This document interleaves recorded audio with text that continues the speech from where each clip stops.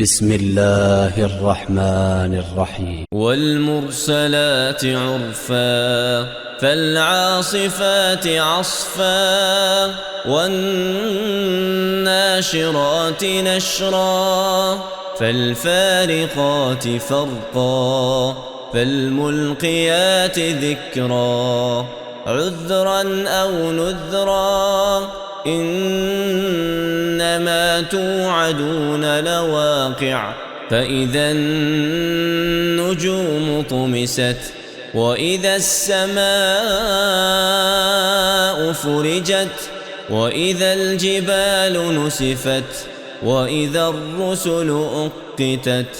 لأي يوم أجلت ليوم الفصل وما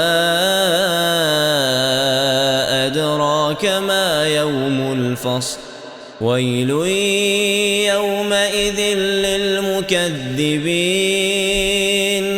ألم نهلك الأولين ثم نتبعهم الآخرين كذلك نفعل بالمجرمين ويل يومئذ للمكذبين ألم نخلقكم من ماء مهين فجعلناه في قرار مكين إلى قدر معلوم فقدرنا فنعم القادرون ويل يومئذ للمكذبين ألم نجعل الأرض كفاتا أحياء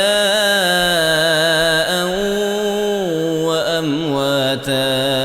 وجعلنا فيها رواسي شامخات وأسقيناكم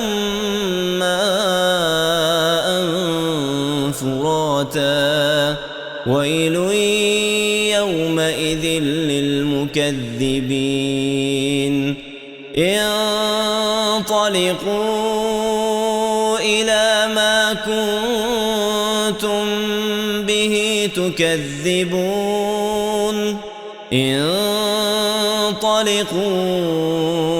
إلى ظل ذي 3 شعب لا ظليل ولا يغني من اللهب إنها ترمي بشرر كالقصر كأنه جمالة صفر ويل يومئذ للمكذبين هذا يوم لا ينطقون ولا يؤذن لهم فيعتذرون ويل يومئذ للمكذبين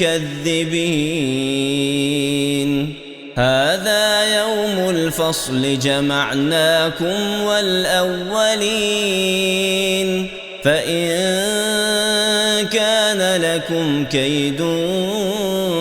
فكيدون ويل يومئذ للمكذبين إن المتقين في ظلال وعيون وفواكه مما يشتهون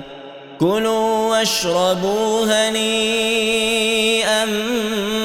بما كنتم تعملون إنا كذلك نجزي المحسنين ويل يومئذ للمكذبين كلوا وتمتعوا قليلا إنكم مجرمون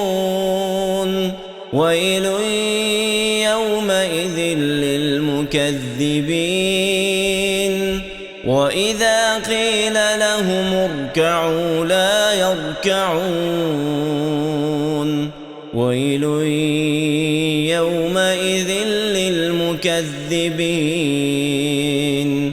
فبأي حديث بعده يؤمنون